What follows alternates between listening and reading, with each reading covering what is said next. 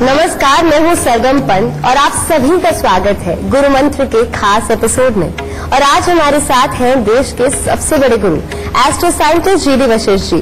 जोरदार तालियों से स्वागत कीजिए गुरुदेव का।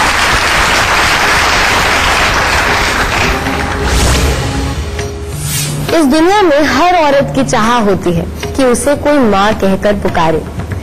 मुझे ऐसा लगता है कि कोई किसी कंपनी का सीईओ क्यों ना बन जाए, कितना भी पैसा क्यों ना कमा ले, अगर उसे संतान का सुख नहीं मिलता तो उसका जीवन बहुत ही अधूरा हो जाता है। तो बस आज हम संतान प्राप्ति के बारे में ही बात करने वाले हैं। और शो की शुरुआत करें उससे पहले आपको याद दिला दूं कि फेसबुक पर गुरु मंत्र के पेज को लाइक कीजिए। वहां गुरुदेव से आप अपना सवाल कर सकते हैं या फिर टीवी स्क्रीन पर फ्लैश हो रही ईमेल आईडी पर आप हमें मेल भी कर सकते हैं। इसके जरिए आपको हमारे शो पर कॉलर बनने का मौका मिलेगा।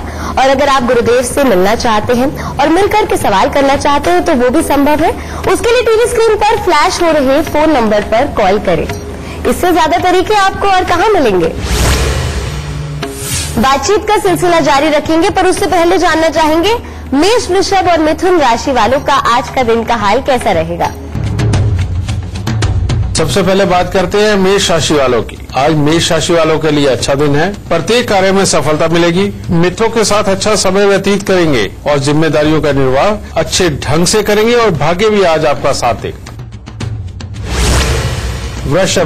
वृषभ राशि वालों के लिए आज कुछ खट्टा मीठा दिन है। यात्राएं हो सकती हैं और काम का स्थिर रहेगा, परंतु किसी प्रकार के झूठे आरोप का सामना करना पड़ सकता है और मानसिक तनाव बढ़ेगा।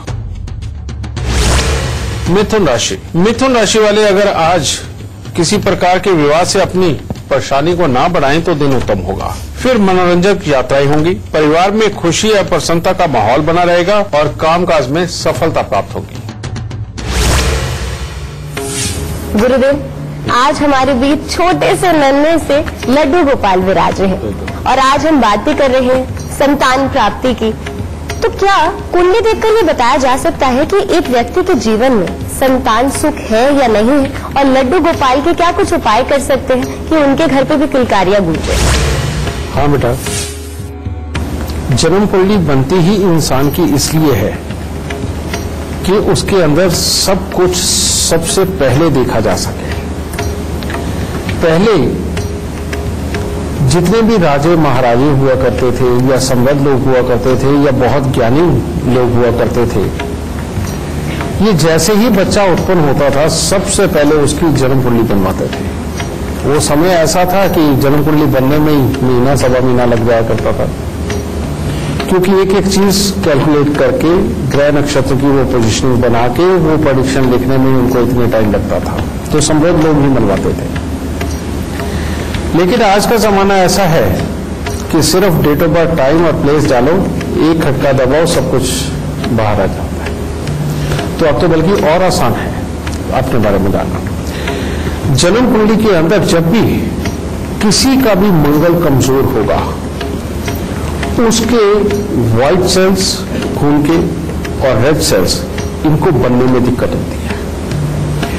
ये जब जन्म कुंडली के अंदर खराब हो तो इंसान की वैसे ही क्षमता के अंदर, यानी कि शरीर में बच्चा पैदा करने की क्षमता के जो गुण होते हैं उसमें कमजोरी आ जाती है। लेकिन उसके बाद दूसरा हिस्सा, अगर जन्म कुंडली के अंदर सिर्फ और सिर्फ एक चंद्रमा कमजोर हो और वो किसी पापी ग्रहों के साथ संबंध में रख जाए, तो अब इंसान हर तरह से सक्षम होते हुए भी जो एक ताकत होनी चाहिए, जो उसकी स्पर्म्स काउंटिंग होती है उसके अंदर कमजोर होती है। और अगर औरत की कुंडली के अंदर यही चंद्रमा कमजोर हो तो उसके अंडे कमजोर होते हैं। ठीक है। और इसी के साथ में अगर बृहस्पति जन्म कुंडली के अंदर खराब अवस्था के अंदर बच्चे के घर पे बैठ जाए तो ऐसे में होता है कि बच्चा होने लगता है लेकिन अबॉर्ट हो जाता है, बार बार गर्भधारण होता है, वो बार बार खराब होता है। तो ये सारी चीजें जितनी अच्छी तरह से एक ज्योतिषी देख सकता है, एक जन्म कुंडली के अंदर देखी जा सकती है।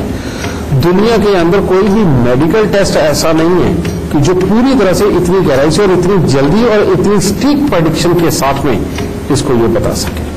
तो जन्म कुंडली सबसे बड़ा आधार है इस क्षमता को जानने के लिए और पहले ही जान लेने के लिए, जब अभी बच्चा पैदा हुआ है तभी से ये चीज। और कोई भी अच्छा ज्योतिषी होगा वो चाहे बच्चे की ही कुंडली दिखाई जाए, तो वो जिंदगी के अंदर जो बाधाएं आनी हैं वो उसके स्वभाव की वजह से आनी है, तो उनका भी उपाय बताएगा और साथ में स्वभाव की प्रॉब्लम बताएगा, उसको ठीक कैसे करना है। अगर कुदरती तरफ से वो बाधाएं आनी है तो उनका भी उपाय देगा, इसको हटाया जाए।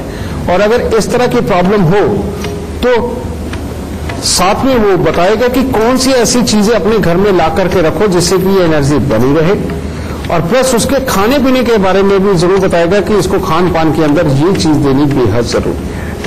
ठीक है, आप सबको पता होगा, वैसे तो सबके घरों में ये होता है, कोई इंसान किसी भी माशरे से आता हो कि सर्दियों के अंदर ना देसी घी को अंदर आटा या सूजी वगैरह भून के ड्राई फ्रूट वगैरह डाल के ये पुराने समय के अंदर हर घर में ही बना करता था। और खास तौर पे जब कोई औरत जिसके बच्चा होता है उसके बाद में तो खास तौर पे मायके की तरफ से या ससुराल की तरफ से ये चीज मिलती ही थी उसकी ताकत को बरकरार रखने के लिए।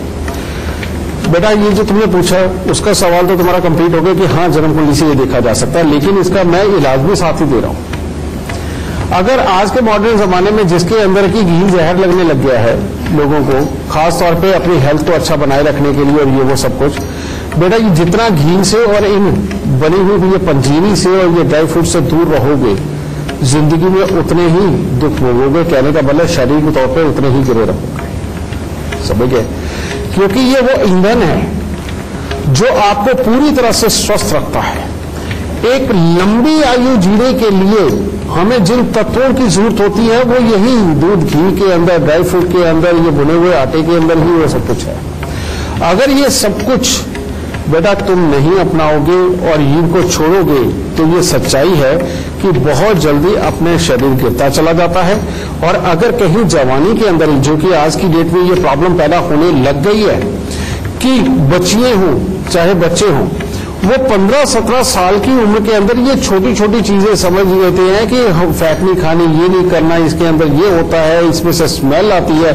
वो जो बच्चे अपनाने लग गए तो अब हो क्या गया है, अब होने ये लग गया है बच्चियों के सिस्ट वगैरह होने लग गई है, पीसीओडी की प्रॉब्लम इतनी बढ़ गई हैं, लड़कों के अंदर वो ताकत नहीं पूरी तरह से रह पा रही और ये सारे केसेस इतने बढ़ते जा रहे हैं। तो बेटा अगर इन चीजों को ठीक करना चाहते हो तो अभी से ही थोड़ा सा वो पुराना जमाना वापस लेके आओ, अपने घर में हर साल देसी घी के अंदर ड्राई फ्रूट डाल के ये चीज बनानी शुरू करो। सर्दियों के अंदर खुद भी खाओ, बच्चों को भी खिलाओ, ताकि ये जो समस्या इतनी बढ़ती चली जा रही है इसके ऊपर वाकई में अंकुश लगाया जा सके और इस समस्या को खत्म किया जा सके।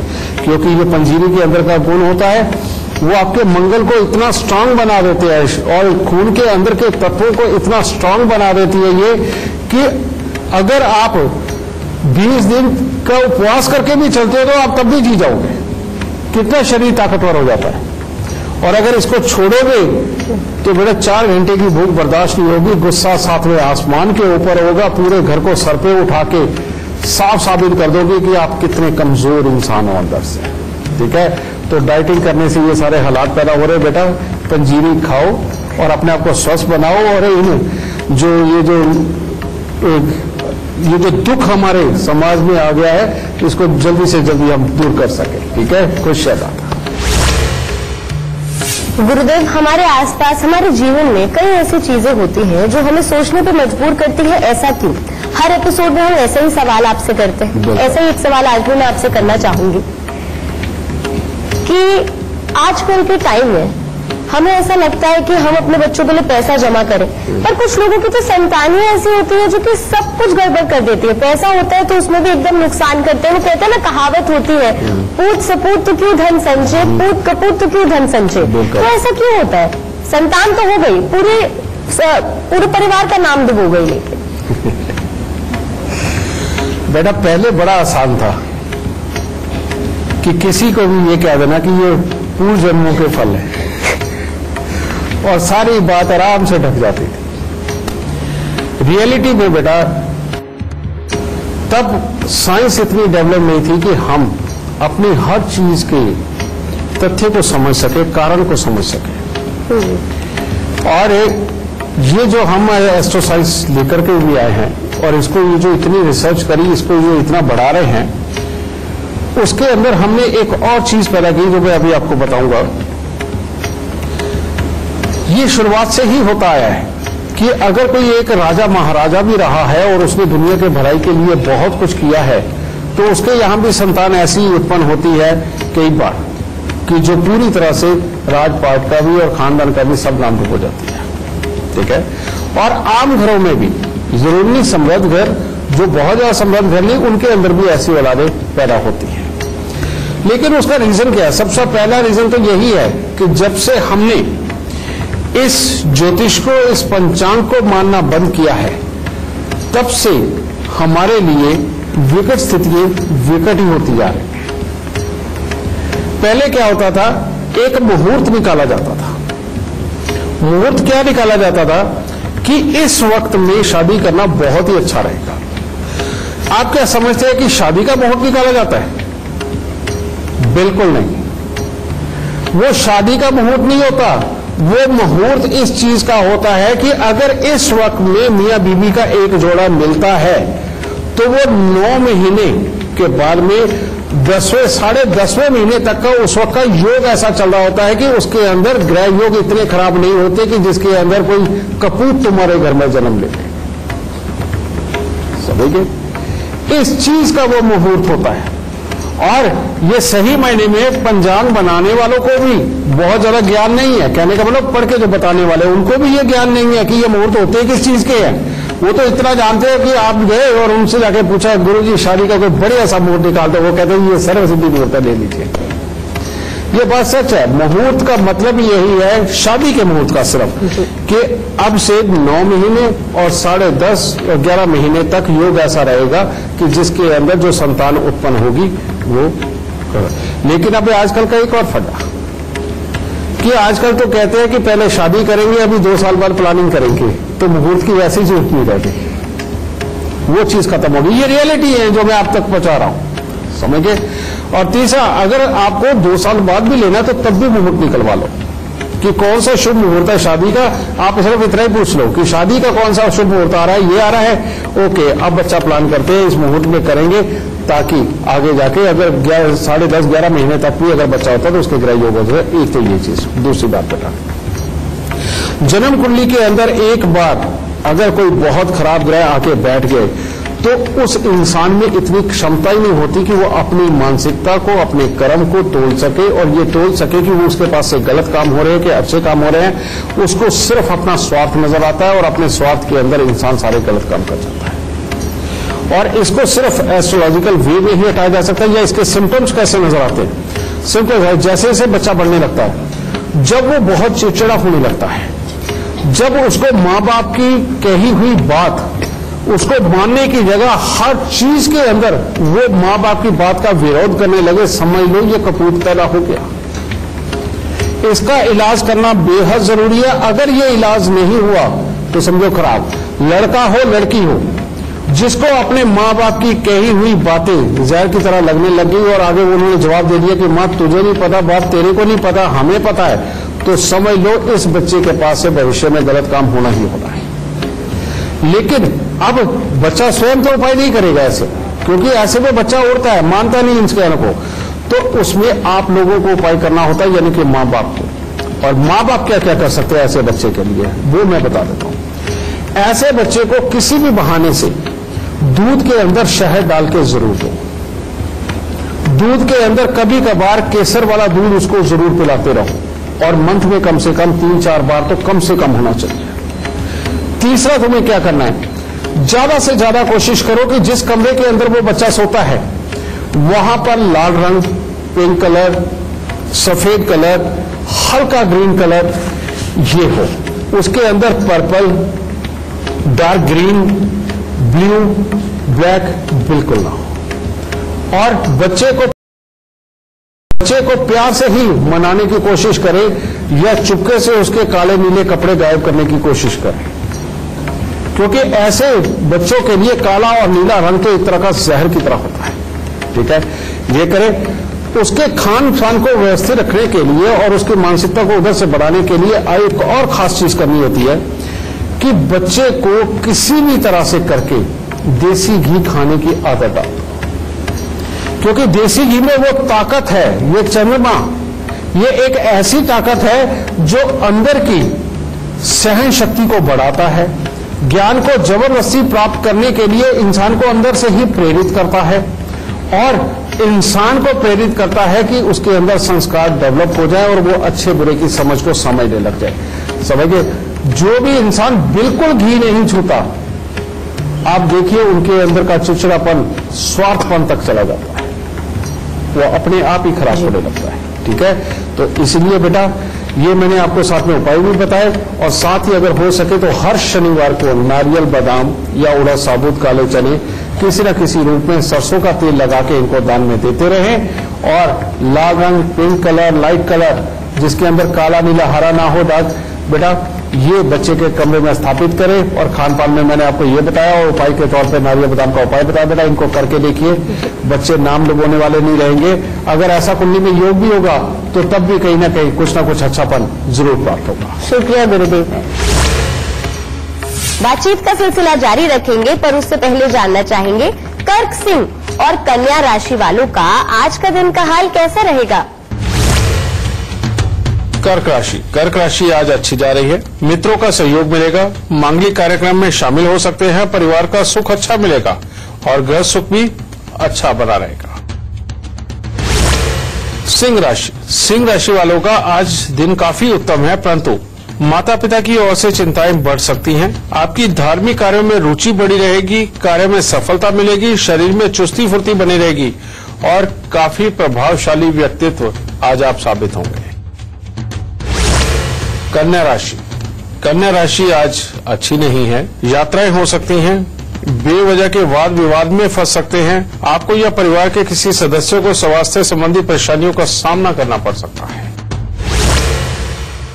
गुरुदेव, धीरे धीरे करके हमारा गुरु मंत्र शो इतना बड़ा हो गया है कि लोग हमारे साथ जुड़ने लगे हैं बहुत ही लार्जर स्केल पर। सोशल मीडिया प्लेटफॉर्म्स पे सवाल आते हैं और आज हमारे कार्यक्रम का हिस्सा बने हैं कई लोग और कई दर्शक हैं जो सवाल भी पूछना चाहते हैं। अनुरोध करूंगी कि आप मार्गदर्शन करें, जो सवाल करना चाहते हैं सवाल करिए।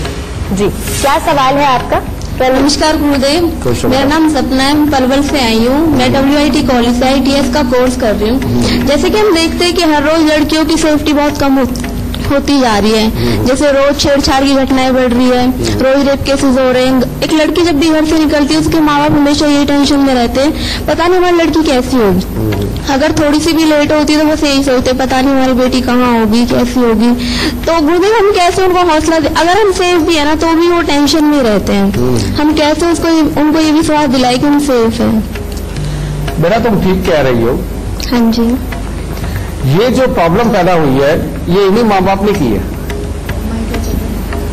इन्हीं माँ बाप ने इसलिए करी कि ये जो फर्क रख के चले वो पहले कि बेटी सिर्फ घर संभालने के लिए होती है और बेटा कमाने के लिए होता है। और दादियां तो खासतौर पे ऐसी रही है जो पोतों को बड़ा प्यार करती थी, पोती को देखना भी पसंद नहीं करती थी। और आज जमाना बदल रहा है, आज जब लड़कों की हिम्मत बहुत ज्यादा बढ़ गई है लेकिन ज्ञान कम हो गया है, समझे, और उल्टा हम अपनी लड़कियों को ज्यादा साक्षर करने की तरफ चल पड़े हैं, उनको थोड़ी फ्रीडम भी दे रहे हैं। तो बेटा ये बीच वाला दौर चल रहा है, ये वो दौर चल रहा है जिसके अंदर ज्ञान तो है लेकिन संस्कार जाते जा रहे हैं, समझे। अब परिवार समझने लगे हैं कि ये समस्या कहां से उत्पन्न हो रही है। समस्या कहां से उत्पन्न होनी है बेटा कि जब हमारे गांव खत्म हो रहे हैं, जब हमारा समाज खत्म हो रहा है, जब एक दूसरे की इज्जत करना और एक दूसरे से डरने की ये रिवायत खत्म हो रही है, तो बेटा ये समस्याएं ज्यादा बढ़ रही है। और जब ये समस्याएं ज्यादा बढ़ रही है तो ये सही मायने में हम किसी को नहीं कह सकते कि आपकी बेटी के साथ में इस तरह का कुछ बुरा हो रहा है या आपका बेटा बुरा कर रहा है। ये सबको हमें सामूहिक प्रयास ही करने पड़ेंगे। और प्रयास क्या करना पड़ेगा? एक नया समाज फिर से उठाते हैं अपने मंदिरों के साथ में, अपने जो सोशल काम होते हैं उनके अंदर, सबके अंदर बार बार इकट्ठे। और बच्चों को खास तौर पे ये इंस्ट्रक्शन होनी चाहिए बेटा कि जो भी धार्मिक कार्य होगा या जो भी सामाजिक कार्य होगा उसके अंदर बच्चे भी सम्मिलित होंगे ताकि एक दूसरे को जान पहचान सके और एक दूसरे की शर्म वहां पर देख सके। कारण ये कि जो जान पहचान है, जो अपनापन है, जो आपकी सामाजिकता है, अरे वही तो एक डर और शर्म पैदा करता है और जब आप सामाजिकता खत्म कर गए, मंदिरों को छोड़ गए, सामाजिक कार्यों को छोड़ गए, इकट्ठ होना छोड़ गए और सिर्फ एक शादी विवाह तक सीमित रह गए कि वो भी खड़ी के खड़ी जाओगे और पंडाल से वापस आ जाओगे, बेटा जब यहां तक का जमाना ले आए हो तो ये डर तो अब सताएगा ही बेटा, समझे। तो सही मायने में जिम्मेवारी लेनी है माँ बाप को, और वो जिम्मेवारी क्या होनी चाहिए? नंबर 1, जो भी तुम्हारे आसपास मंदिर के अंदर या समाज के लिए जो भी गतिविधियां होती है उनके साथ अपने को जोड़ो, और जहां पर भी समाज का कट होता है वहां पर जरूर हो, और स्वयं नहीं बच्चों को भी लेके जाओ, उनकी भी जान पहचान बढ़ाओ ताकि एक दूसरे को पहचान सके, और अगर किसी से कोई गलती हो रही है तो उस वक्त में अपने समाज के आदमी को देख के वो थोड़ा डर सके, झिझक सके, समझे। ये जो डर झिझक होती है बेटा, ये डर नहीं होता, ये सही मायने में संस्कार होते हैं जिनके लिहाज से बच्चा गलती करने से रुकता है। और शहरों के अंदर जब आप ही अपने पड़ोसी को नहीं बुलाते, किसी को कुछ नहीं समझते, और खासतौर पे माँ बाप जब ये कहते हैं कि हमने किसी से लेके खाना है, डरने की क्या जरूरत है, जिन घरों में ये काम होता है, ये बात होती है, उनके यहां बच्चे कभी भी गलतियां कर सकते हैं, समझे, क्योंकि वो पहले ही अपने बच्चों को ये सिखा देते हैं कि तुम्हें किसी से डरने की जरूरत नहीं। और जब आप ही अपने बच्चों को ये सिखाओगे, नहीं बेटा शर्म लिहाज तुम्हें रखना है, संस्कारों में रहना है, और जब कोई लड़कियां तो देखे तो उस वक्त में तूने ये देखना है कि तेरे गांव की इज्जत, तेरे मोहल्ले की इज्जत, ये भी बहुत बड़ी चीज होती है बेटा। गांव और मोहल्ले की इज्जत को बड़ा बनाना सिखाओ अपने बच्चों को, ये सारे बुरापन खत्म होता चला जाएगा। और अगर अपनी अपनी इज्जत आपने रख ली और ये कहा कि हमने किसी से क्या लेना है, तो बेटा ये हादसे आपके बच्चों के साथ में भी हो सकते हैं, समझे बेटा। मैं तो समाज के लिए बस यही दे सकता हूँ, खुश रहना। सिलसिला जारी रखेंगे, पर उससे पहले जानेंगे तुला, वृश्चिक और धनु राशि वालों का आज का दिन का हाल कैसा रहेगा। तुला राशि का भी दिन कोई खास अच्छा नहीं है। आज पारिवारिक सुख में भी कमी हो सकती है, शरीर में आलस्य की प्रधानता बनी रहेगी, और पढ़ने लिखने वाले बच्चों का पढ़ाई में पूरी तरह से मन नहीं लग पाएगा, और स्वास्थ्य में मिला जुला सा असर रहेगा। वृश्चिक राशि वालों के लिए आज परिवार का सुख तो अच्छा लिखा है, परंतु बाकी का दिन अच्छा नहीं है। सबसे बड़ी बात, आज आप किसी परिचित के द्वारा ठगे जा सकते हैं, इसलिए आज अपने ही जानकारों से सावधान रहना पड़ेगा। मन अशांत रहेगा, गुस्सा अधिक बढ़ेगा, किसी प्रकार की दुर्घटना का भी योग आज बना हुआ है, इसलिए सावधानी जरूर बरतें। धनु राशि वाले के लिए आज मिला जुला सा दिन है। आपके मन में कामकाज के प्रति नया उत्साह देखने को तो जरूर मिलेगा, परंतु परिस्थितियां आपके विपरीत होने से दिक्कतें आएंगी। आपको अपने स्वास्थ्य का भी आज विशेष ध्यान रखना पड़ेगा। क्या कोई और भी सवाल करना चाहता है? जी नमस्ते गुरुजी। खुश है बेटा। मेरा नाम पार्वती शर्मा है। हाँ पार्वती। मैं पलवल से हूँ। मुझे अपने निजी जिंदगी के बारे में कुछ पूछना है। ठीक है बेटा, डेट ऑफ बर्थ बताओ। 20 मई 1992 रात को 11 बजे। जी जन्म स्थान भी बता दीजिए। गांव दूधौला।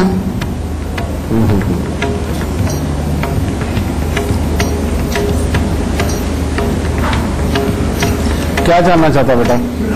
गुरुजी मेरी शादीशुदा जिंदगी है, मतलब कि 9 साल में उनके साथ रही थी, उसके बाद से हमारे बीच में ऐसे तनाव पैदा हो गए हैं, अब मैं उनसे अलग हूँ। तुम्हारे बेटा हो गया बेटा?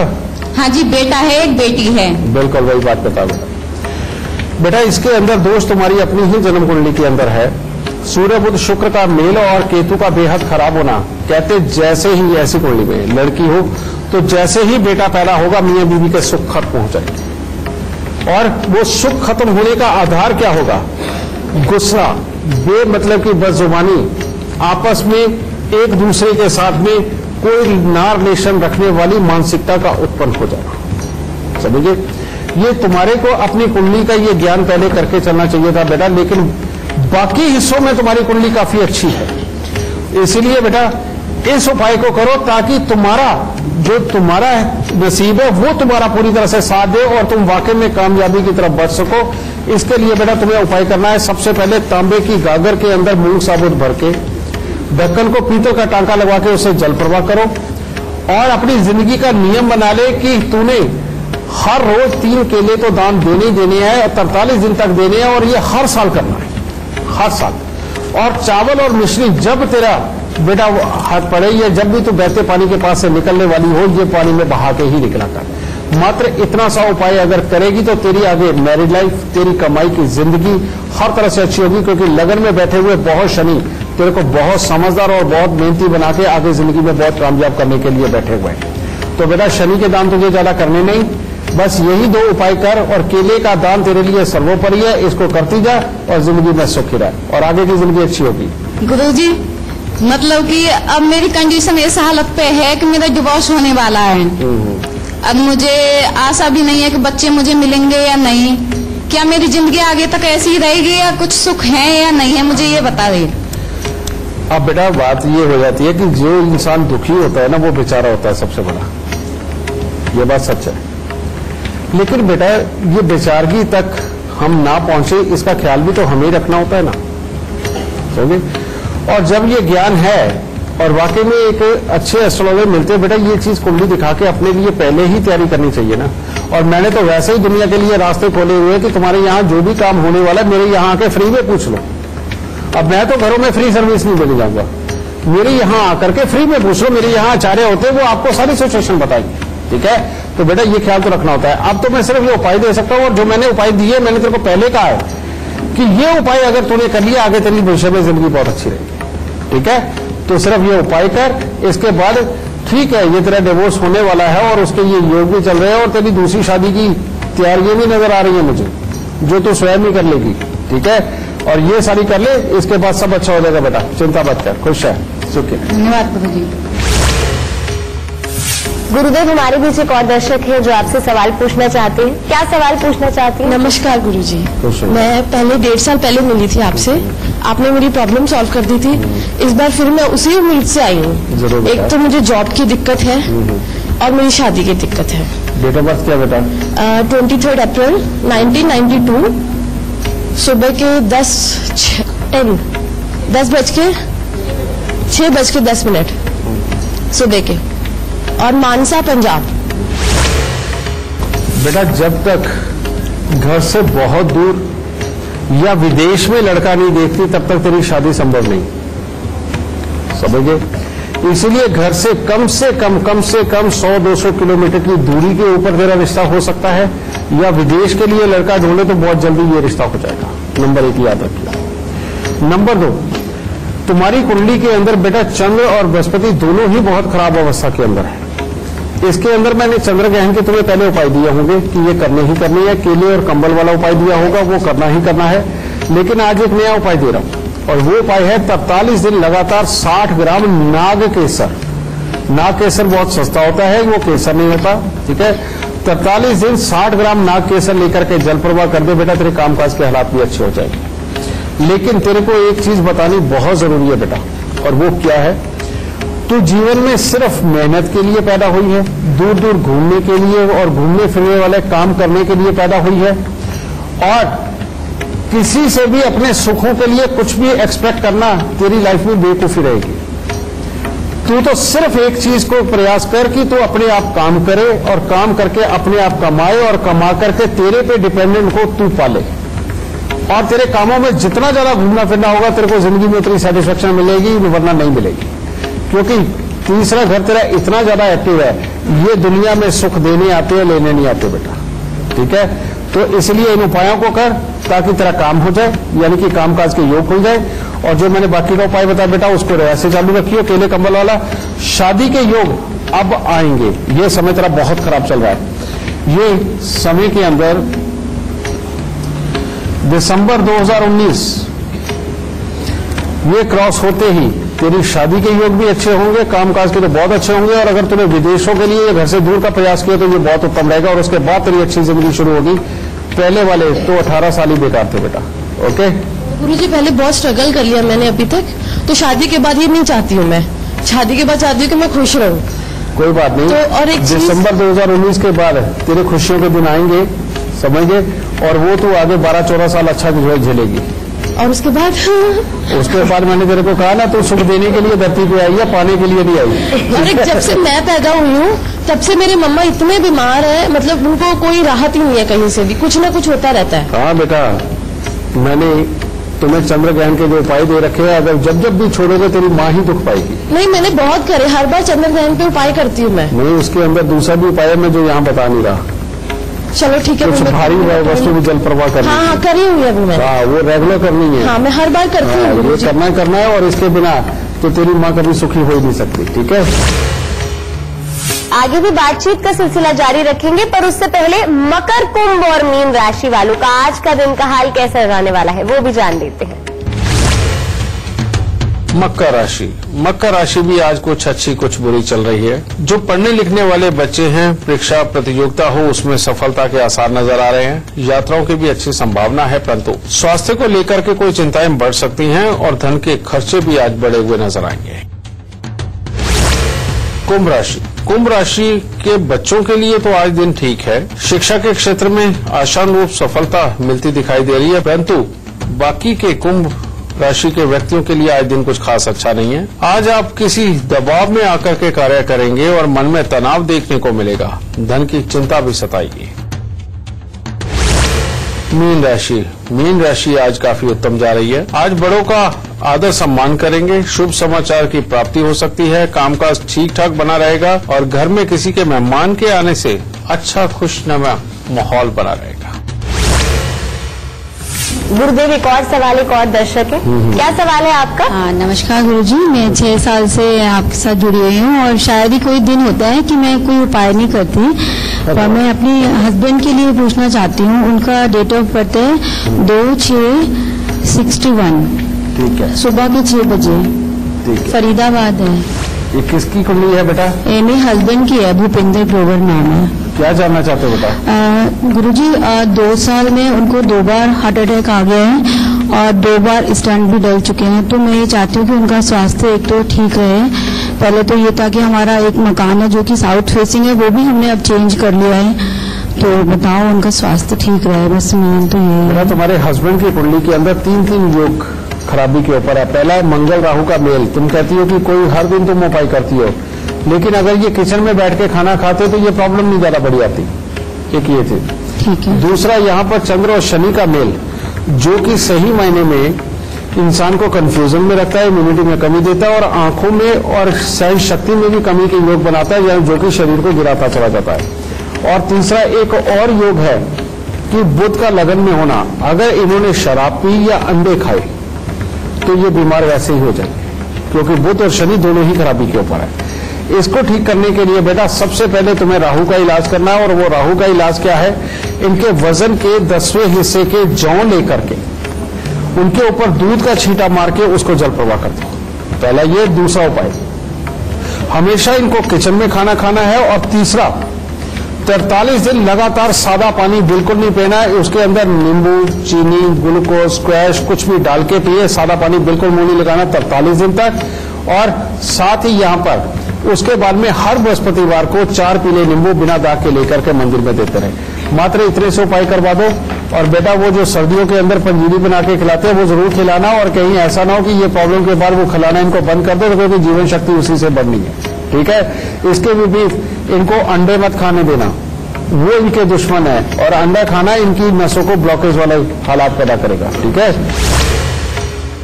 बातचीत का सिलसिला जारी रखेंगे, पर इस वक्त एक लाइव कॉलर हमारे साथ जुड़े हुए हैं। हमारे साथ अहमदाबाद से राकेश यादव है।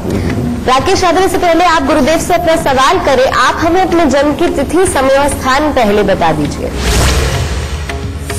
नमस्ते गुरुजी, मेरा नाम राकेश यादव है। मेरा अहमदाबाद में जन्म हुआ है। मेरा जन्म रात को 11:30 पे हुआ है और 3/4/1985 मेरी जन्म तारीख है। मेरी समस्या सबसे बड़ी ये है कि पैसे आते हैं, कमाया भी जाता है, लेकिन बच नहीं रहा है। काफी सालों से ये तकलीफ हो रही है। सबसे ज्यादा ये तकलीफ मुझे 6 महीने से हो रही है। क्या कारण हो सकता है इसका? बेटा, पैसा टिकता नहीं है, पर इसके पास पैसा होगा बहुत। ठीक है। और ये भविष्य के अगर वाकई में इसके पास किसी चीज की कमी नहीं रहने वाली, बस एक ही चीज, अगर तुमने किसी के ऊपर कोर्ट केस नहीं किए और जो तुम पे कोर्ट केस करने वाला है उसके साथ अगर समझौतों के साथ, म्यूचुअल अंडरस्टैंडिंग के साथ ये दिन अगर तुम नहीं आने दो तो तुम्हारी कुंडली बहुत उत्तम है और तुम्हारी जिंदगी में बहुत पैसा इकट्ठा होगा, खूब तरक्की करोगे, किसी चीज की कोई कमी नहीं रहेगी। लेकिन अगर कोर्ट केसों में फंस गए और कोर्ट केस होने लगे तो मामला खराब हो जाएगा। एक तो ये चीज, दूसरी बात, पता नहीं कब जब भी मकान बनने का योग आएगा, रिपेयर होने का योग आएगा, स्वास्थ्य में भी दिक्कत आएगी, स्वभाव भी बिगड़ेगा। और उस वक्त में हर शनिवार को शनि के जो दान होते हैं बेटा, अगर वो नहीं दिए तो जब स्वास्थ्य बिगड़ जाएगा तो पैसा भी कहां से जुड़ेगा। ठीक है, तो इन दो चीजों का तुमने खास ध्यान रखना है। अगर इन दो चीजों का ध्यान रखते हो तो बड़ा मामूली सा उपाय देने लगा हूं बेटा, इसके बाद ही परमात्मा की दया से पैसा बहुत अच्छा जमा होगा। और वो उपाय क्या है? 4 दृष्टिहीन दिव्यांग व्यक्तियों को अपने घर पे बैठा के साल में 1 बार या 2 बार खाना खिला के उनको दक्षिणा देके विदा करो। एक तो ये, और दूसरा, हर रविवार को 400 ग्राम गुड़ लेकर के बेटा उसे जल प्रवाह करते रहो। एक तो ये हो गया। और हर शनिवार को शनि की वस्तुएं किसी भी तरह की, सबको पता है कौन सी होती है बेटा, वो दान में देनी शुरू कर दो। एक ये। और चौथी बात, जब बेटा तुम शादी करो और या शादी हो चुकी तो उसके बाद में अपने ससुराल से एक चांदी की ईंट लेकर के वो सदा अपने घर में रखो, छोटी सी 50-100 ग्राम की, वो लेकर के अपने घर पे रखो। बात रहे, इतने से उपाय बहुत है जो तुम्हारे घर पे तुम्हें पैसा भी दे सकते हैं और सुख समृद्धि भी देंगे। खुश रहना। आज का शो देखने के बाद हम तो बस यही आशा करते हैं कि जल्द से जल्द आपके घर भी एक नन्ना मुन्ना बच्चा पैदा हो और उसकी किलकारियां गूंजे। उसके लिए करना आपको बस इतना है कि गुरुदेव के बताए उपाय अपनी जिंदगी में ढालने हैं और आप खुद देखेंगे कि आपके जीवन में परिवर्तन जरूर आएगा। गुरुदेव, हमारे दर्शकों का मार्गदर्शन करने के लिए हमेशा बहुत बहुत शुक्रिया। माता रानी सबको सुखी रखे, खुश है बख्शे। तो चलिए, आज के लिए तो बस इतना ही। कल फिर हाजिर हो जाएंगे एक नए विषय के साथ। तब तक के लिए दीजिए इजाजत। नमस्कार।